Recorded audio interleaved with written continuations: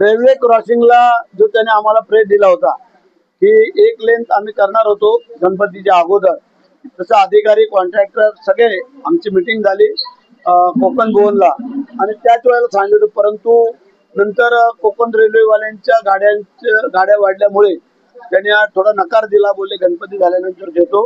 आणि म्हणून मग आता मी परत चर्चा केली तर मग पूर्ण इंदापूर असेल, माणगाव असेल, संपूर्ण जो रस्ता आणि वरची क्रॉसिंग आहे त्या सगळ्या त्यांनी जानेवारीचे प्रेट दिलाय, आम्ही फेब्रुवारीचा मागितलं. रेल्वे आडमुठेपणा नाही म्हणता येणार, कारण शेवटी त्यांना गाड्या वाढल्यामुळे त्यांना वेळ नाही मिळाला, पण त्यांनी सांगितलं गणपती गेल्यानंतर आम्ही देतो म्हणून. शेठ, मग जर ही एक लेन पूर्ण होत नसेल तर मग मुंबई गोवा महामार्गावरून जो प्रवास करत असताना माणगावला ट्रॅफिक प्रचंड होते, त्या त्रास सहन करावा लागतो. मग पर्यायी व्यवस्था कशा पद्धतीने, पर्याय व्यवस्था नियोजन असणार आहे? पर्याय व्यवस्था अशी केलेली आहे की आम्ही पुण्यामार्गे येणारी ट्रॉफिक ही निजामपूर मार्गे तिकडून वळवून आम्ही डायरेक्ट जो आता हा बायपास झालेला आहे त्याला आम्ही तिथे जॉईन करतोय आणि तो तसाच बाहेर आनंद हॉटेलच्या तिकडे बाहेर पडत. काही गाड्या अशा आम्ही करतोय तर आमच्या तिकडच्या जर असतील तर आम्ही पाचाड मार्गे पण त्यांना नेण्याचा प्रयत्न करतोय, खाली नातेखिंडीत उतरायला. काही गाड्या इकडून श्रीवर्धन मुसळावाल्या आहेत त्यांना आम्ही इथून मधून एक रस्ता आहे तो तळ्यामार्गे आम्ही फिरवायचा प्रयत्न करतोय की जेणेकरून सुटसुटीत होईल, ट्रॉफिक होणार नाही, लोक वेळेवर गणपतीला घरी पोहोचतील. नाही, मुंबई गोवा महामार्ग दृष्टीकोन बघितलं तर शासनामार्फत हेवी गाड्यांना बंदी असते, तरी देखील सणाच्या काळामध्ये हेवी गाड्या आपल्या चालताना दिसतात. यावर काय उपाययोजना केली जाणार आहे?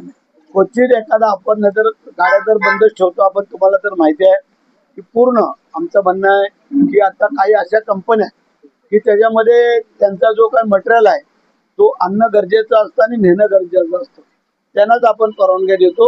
नाहीतर मला वाटतं की 90% कंपन्यांच्या गाड्या लोडेडच्या जातात. आपण आता पाहणी केली वडकल पासून नागुटनेचा जो पूल आहे तो प्रचंड धोकादायक बनलाय. स्वतः आपण त्या पुलावर जाऊन आलात, मात्र याबाबत ठेकेदारावर आणि अधिकाऱ्यांवर काय कारवाई होईल का याबद्दल? आता आम्ही त्याची चौकशी करतोय की असं होण्यामागचं कारण काय. नैसर्गिक कारण आहे, ठेकेदाराची चूक आहे, इंजिनियरची. जर ठेकेदार इंजिनियरची चूक असेल त्यांच्यावरती कारवाई निश्चित होईल, त्याला कोणालाही सोडलं जाणार नाही आहे. आणि जो वस्तुस्थिती आहे ती वस्तुस्थिती आहे, परंतु छोट्या वाहनांची आम्ही ट्राय करतोय की 2 तारखेपासून या गाड्या आम्ही सोडण्याचा प्रयत्न करतोय. आता जर आपण पाहिलं, तुम्ही बरोबर होतात की आपण 4:30ला सुरुवात केली पेनच्या वडकाच्या तिथून, ते आता इथे येईपर्यंत आपल्याला जवळजवळ 2.5 तास लागले. काल काय लोक आले होते ते 1 ते सव्वा तासात आले होते. म्हणजे हा फरक आहे.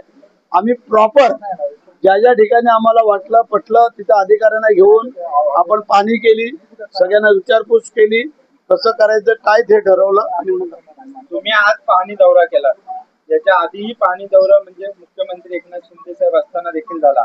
याच्या आधी या महिन्याच्या शेवटला आदित्य ठाकरेंनी दौरा केला, त्याच्या आधी राज ठाकरेंनी केला. पण तिकडनं असं सातत्याने आरोप झाला की त्यांच्या दौऱ्याला अधिकारी कुणीही आला नाही, त्यामुळे अधिकाऱ्यांची भीतीच कुणाला उडली नाही, असा त्यांचा आरोप आहे. असं हा सगळे अधिकारी होते आज होते पण त्यांच्या 2 दौऱ्याला आम्हाला काय माहिती. तुम्ही त्यांना विचारायला पाहिजे. आज त्या अधिकाऱ्यांना विचारायला पाहिजे होते. ते असू द्या.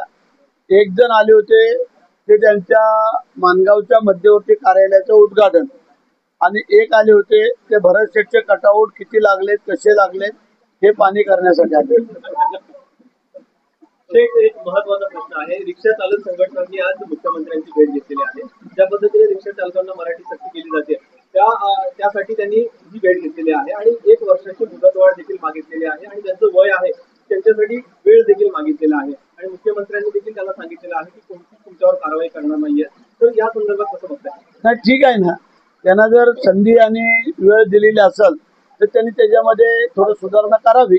कारण आज जर आपण पाहिलात तर प्रत्येक राज्यामध्ये त्या राज्याची राज्यभाषा आहे आणि तीच बोलली जाते, त्यात हे केलं जातं हे आपण पाहतोय. मग महाराष्ट्रामध्ये मराठी का नसावी आणि त्यासाठी त्यांना सांगितलं की तुम्ही बोलायला तर शिका, ट्राय तर करा, प्रयत्न तर करा. जर तुम्ही प्रयत्नच करणार नसाल तर मग कसं काय होणार. आणि म्हणून त्यांना जर वेळ दिला असेल तर चांगली बाब आहे. आमचं त्याबद्दल काय म्हणणं नाही. त्यांनी वेळेमध्ये ते पूर्तता करावी असं मला वाटतं.